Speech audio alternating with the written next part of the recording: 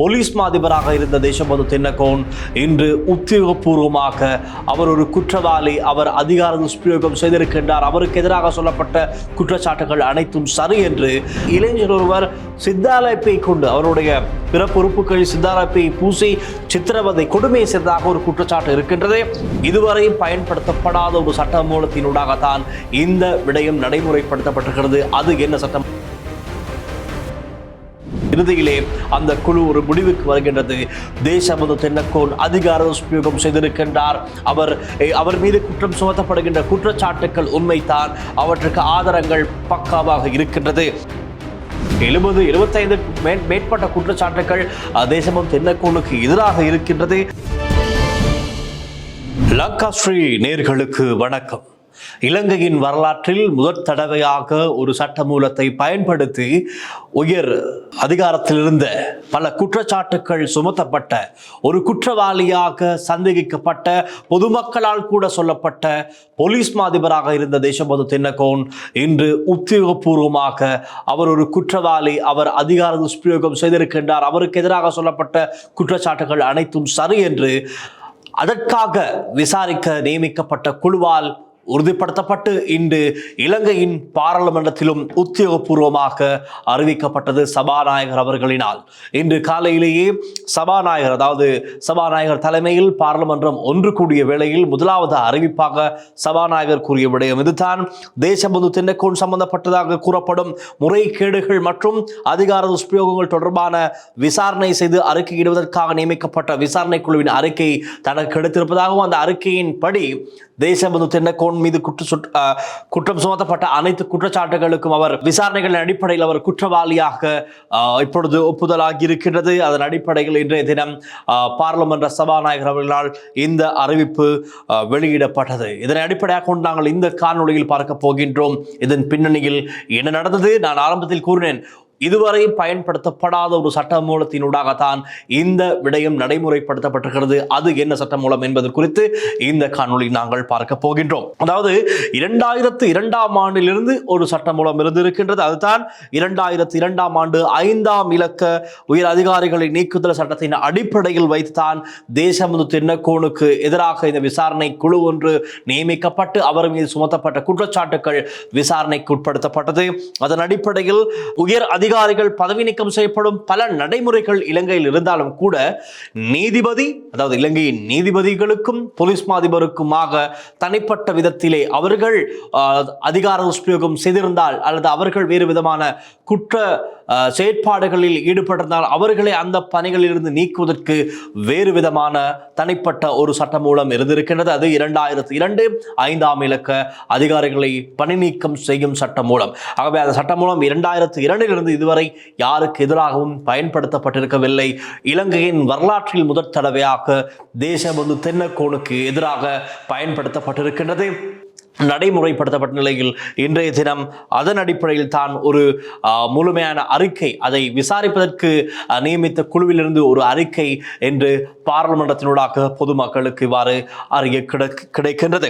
அந்த வகையில் தேசபந்து தென்னகோன் சம்பந்தப்பட்டதாக கூறப்படும் முறைகேடுகள் மற்றும் அதிகார துஷ்பிரயோகங்கள் தொடர்பாக விசாரிக்கப்பட்ட 3 அடங்கிய விசாரணை குழுவிற்கு சிறப்பான உயர்நீதிமன்ற நீதியரசர்கள், முன்னாள் நீதிபதிகள் இவ்வாறு தான் அவர்கள் நியமிக்கப்பட்டிருக்கிறார்கள். அவர்கள் விவரம் எப்படி என்று பார்த்தால், இக்குழுவின் தலைவராக, இந்த விசாரணை குழுவின் தலைவராக உயர் நீதிமன்ற நீதியரசர் பிரீத்தி பத்ம சூரசேன செயற்பட்டிருக்கின்றார்.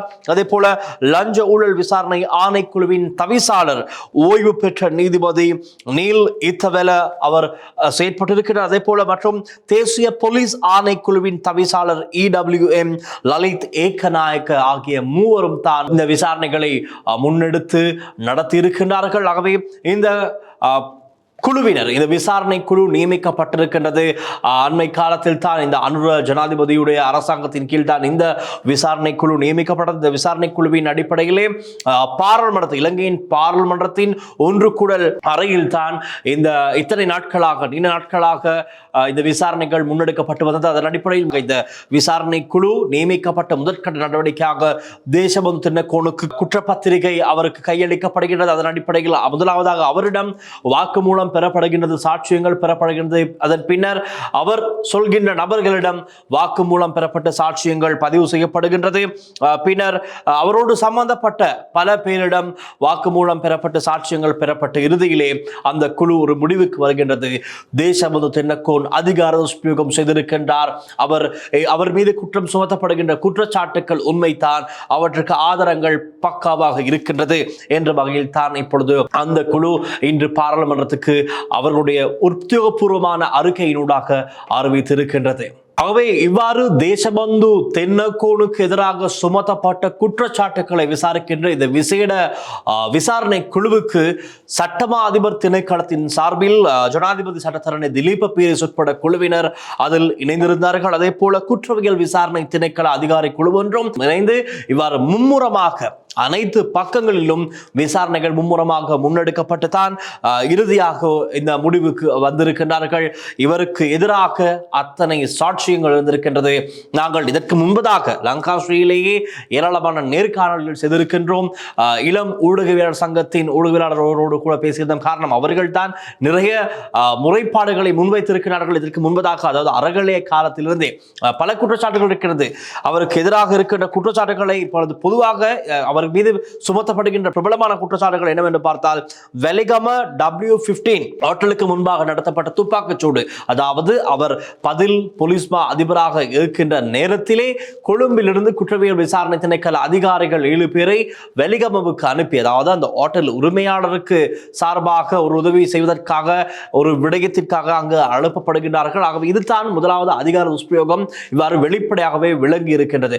அங்கு சென்று அந்த ஹோட்டலுக்கு முன்பாக இருந்து அந்த ஹோட்டலை தன்னுடைய நண்பர் ஒருவருக்கு தான் இந்த விடயத்தை செய்து இருக்கின்றார், சார்பாக செய்வதற்காகத்தான் இங்கிருந்து ஒரு குழுவினர் தனிப்பட்ட முறையில் அனுப்பப்பட்டிருக்கிறார்கள். அங்கு நடந்திருக்கிறது. வெலிகம போலீஸ் அதிகாரிகள் துப்பாக்கிச் சூட்டை மேற்கொண்டிருக்கிறார்கள். இதில் இரு தரப்பினரும் துப்பாக்கிச் சூட்டை மேற்கொண்டு இதில் உயிரிழப்புகளும் பதிவாகின்றது. இதுதான் முதலாவது அதிகார துஷ்பிரயோகமாக பார்க்கப்படுகின்றது தேசபந்து தென்னக்கோனுக்கு எதிராக. அதே போல மினிஹான போலீஸ் நிலையத்தில் இளைஞர் ஒருவர் சித்தாலப்பை கொண்டு அவருடைய பிற பொறுப்புகளில் சித்தாலப்பை பூசி சித்திரவதை கொடுமை செய்ததாக ஒரு குற்றச்சாட்டு இருக்கின்றது. அதே போலதான் டிரானலசுடன் இணைந்து பொதுமக்கள் பாதுகாப்பு அமைச்சராக ரணில் விக்ரமசிங்களுடைய ஆட்சியில் டிரானலஸ் பதவி வகித்திருந்தார். அவரோடு இணைந்துதான் தேசபந்து தென்னக்கோன் நடத்திய யுத்திய செயற்திட்டம், இந்த யுத்திய செயற்திட்டத்தினூடாக அப்பாவி இளைஞர்கள் பல பேர் கைது செய்யப்பட்டதாக பல சிவில் செயற்பாட்டாளர்கள் முறைப்பாடுகளை முன்வைத்தார்கள். போதைப் பொருள் இல்லாத இடங்களில் போதைப் பொருளை வைத்து இவர் போதைப் பொருளுடன் சம்பந்தப்பட்டவர் என்று அடையாளப்படுத்தப்பட்டு போலியாக கைதுகள் இடம்பெற்றதற்கான சான்றுகளும் இருந்திருக்கின்றது. பல சிவில் அமைப்புகள் இது சம்பந்தமாக ஊடகங்களில் அந்த நாட்களில் பேசியிருந்தார்கள். தேவையற்ற விதமாக, அதாவது பதில் போலீஸ் அதிபராக இருக்கிற தேசபந்து தென்னக்கோன் தான் உத்தியோகபூர்வமாக இலங்கையின் போலீஸ் அதிபராக உத்தியோகபூர்வமாக அவர் வர வேண்டும், அந்த பதவிக்கு வர வேண்டும், மக்கள் மனதை வெல்ல வேண்டும் என்ற ஒரு கவன நாடகத்தை ஆடியிருப்பது இதன் மூலமாக தெரிய வந்திருக்கின்றது. ஆகவே இது சம்பந்தமாக இன்டர்நெட்டில் பல காலமாகவே பல தரப்பினரும் முறைப்பாடுகளை முன்வைத்தார்கள். காரணம், தேசபந்து தென்னக்கோனுக்கு எதிராக அறகல போராட்ட களத்திலிருந்தே எதிர்ப்புகள் அதிகமாக இருந்தது. அரகலம் நிறைவடைந்து பின்னர் கொழும்பில் நடந்த ஏராளமான எதிர்ப்பு ஆர்ப்பாட்டங்கள் தேசபந்து தென்னக்கோனுக்கு எதிராக அவருடைய புகைப்படங்களை எரித்து அவருக்கு அவ்வளவு கடுமையான எதிர்ப்புகள் இருந்தது அந்த நேரத்திலே. அவை ஆனாலும் அவர் பதில் போலீஸ் அதிபராக இருந்து கொண்டுதான் இருந்தால் பதவியில். நிலையில் அரகல ஆர்ப்பாட்டத்திற்கு தாக்குதல் நடத்த தாக்குதலை தடுக்காமல் பார்த்து கொண்டிருந்ததாக சொல்லப்பட்டது. உண்மையாகவே நாங்களும் கூட அந்த காணொலிகள் நிகழ்ச்சிகளை பார்த்திருக்கின்றோம்.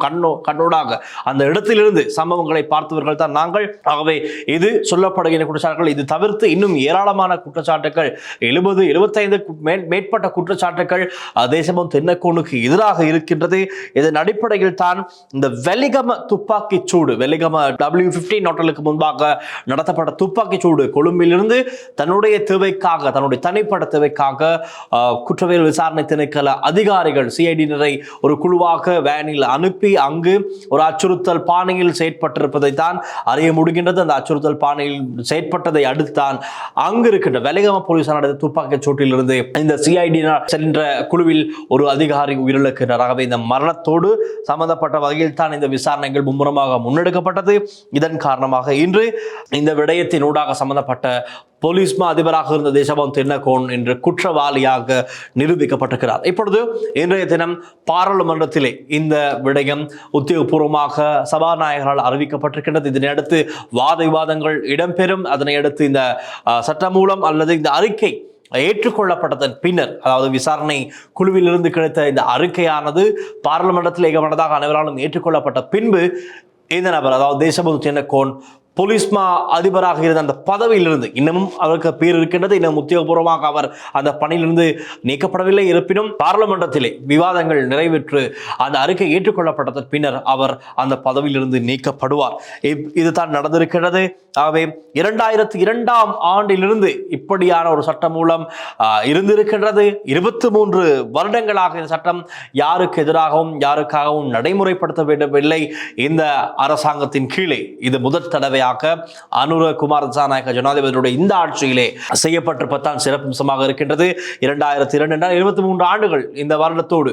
அவை இந்த 23 ஆண்டுகளில் எடுப்படாத ஒரு சட்டம், நடைமுறைப்படுத்தப்படாத ஒரு சட்டம் இந்த நிலையில் தேசபந்து தென்னகோனுக்கு எதிராக நடைமுறைப்படுத்தப்பட்டு விசாரணை குழு நியமிக்கப்பட்டு விசாரணை குழுவின் முழுமையான அறிக்கையும் கிடைக்கப்பெற்ற இப்பொழுது பாராளுமன்றத்திலும் இந்த விடயம் உத்தியோகபூர்வமாக அறிவிக்கப்பட்டிருக்கின்றது. ஆகவே இது பல நாளும் வரவேற்கக்கூடிய ஒரு விடயமாக இருக்கின்றது. காரணம், பல குற்றச்சாட்டுகளுக்கு பெயர் போன ஒருவர் பதில் போலீஸ் மாதிபராக இருந்திருக்கிறார். காரணம் தெரியும், கோட்டாபே ராஜபக்ச அரகலைவிலிருந்து விரட்டப்பட்டதன் பின்னர், ஆட்சியிலிருந்து அனுப்பப்பட்டதன் பின்னர் உடனடியாக ரணில் விக்ரமசிங்க தான் அந்த இடத்தை பொறுப்பேற்கிறார் ஜனாதிபதியாக. அதனையடுத்து அவர் உடனடியாக பதில் போலீஸ் மாதிபராக தேசபந்து தென்னகோன் ஏற்கனவே யூஎன்பியோடு ஆரம்ப காலத்தில் செயற்பட்ட ஒருவர் என்பது வரலாற்றின் கதை.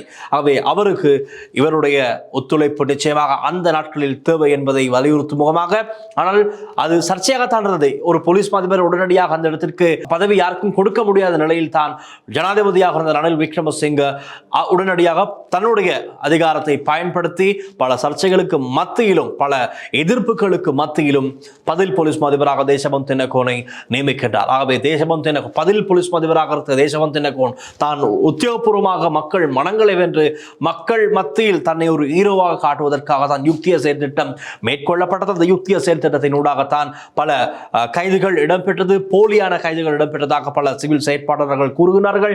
அவை இதை அடுத்து என்னதான் முடிச்சாலும் கூட W15 வெலிகம இந்த துப்பாக்கிச்சூடு சம்பவத்துடன் தான் அவர் முற்றுமுழுதாக குற்றவாளியாக கருதப்பட்டு இன்று பாராளுமன்றத்திலேயே சொல்லப்பட்டது அவர் ஒரு குற்றவாளி, அவர் ஆகவே அந்த பதவிக்கு அவர் தகுதி இல்லை என்று.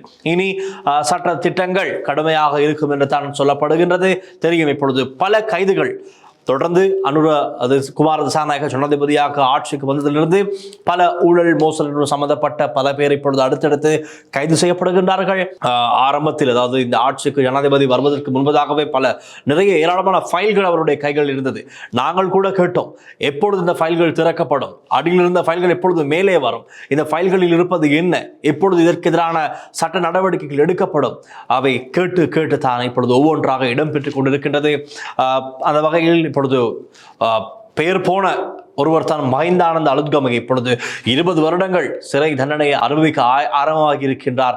இதன் அடிப்படையில் இப்பொழுது இவ்வாறு நிறைய விடயங்கள் இருக்கிறது. கேலி ரம்புக்வெல்ல அவர் மீது பல குற்றச்சாட்டுகள் இருக்கிறது. மனித பயன்பாட்டுக்கு உதவாத மருந்துகளை இந்த நாட்டுக்கு இறக்குமதி செய்தமை தொடர்பில் பாரிய குற்றச்சாட்டுகள். அதே போல இப்பொழுது ராஜித சேனரத்ன தேடப்பட்டு வருகின்றார். அடுத்தது விமல் வீரவன்ச கூட இந்த லிஸ்டில் இருப்பதாக சொல்லப்படுகின்றது, ஏராளமானோர் இருப்பதாக சொல்லப்படுகின்றது. எதெப்படி இருப்பினும் ஊழல் மோசடிகளில் ஈடுபட்ட மக்களுடைய பணங்களை வீண் விரயம் செய்த முறைகேடாக பயன்படுத்திய அனைவருமே சட்டத்தின் முன் நிறுத்தப்பட வேண்டும் என்பதுதான் மக்கள் வழங்கியிருக்கின்ற ஆணை. ஆகவே அந்த ஆணையை இவர்கள் சரியாக இன்னும் விரைவாக தீர்க்கமாக நிறைவேற்றுவார்களா இல்லை என்று அனைவருமே அவதானித்து வரம் இருக்கின்றார்கள். தேசபந்து தென்னகோன் சம்பந்தமான இன்னும் பல தகவல்கள் இன்று நாளை மறுதினம் கூட எங்களுக்கு நிறைய தகவல்கள் கிடைக்கும். இது சம்பந்தமான இன்னும் ஆழமான தேடுதல்களை நாங்கள் செய்து இன்னும் முழுமையான காணொளிகள் உங்களுக்கு வழங்க நாங்கள் தயாராக இருக்கின்றோம். இந்த காணொலி நாங்கள் பேசிய விடயம் இந்த 2002ஆம் ஆண்டு 5ஆம் இலக்க சட்டம், அதிகாரிகளை பதவி நீக்கம் செய்கின்ற சட்டம் சம்பந்தமாகத்தான் இந்த காணொலியை நாங்கள் பார்த்தோம். இதை தாண்டி இன்னும் பல விடயங்கள் இருக்கின்றது பேசுவதற்கு. நாங்கள் அடுத்தடுத்த காணொலிகளில் இன்னும் பல விடயங்களை இன்னும் ஆழமாக பேசலாம். தொடர்ந்தும் லாங்காஸ்ட்ரியுடன் இணைந்திருங்கள். லாங்காஸ்ட்ரி செய்திகளுக்காக ஒளிப்பதிவாளர் லிசி ஹரோடன் நான் வின்சன். நன்றி, வணக்கம். மற்றும் ஒரு காணொலியில் சந்திக்கலாம்.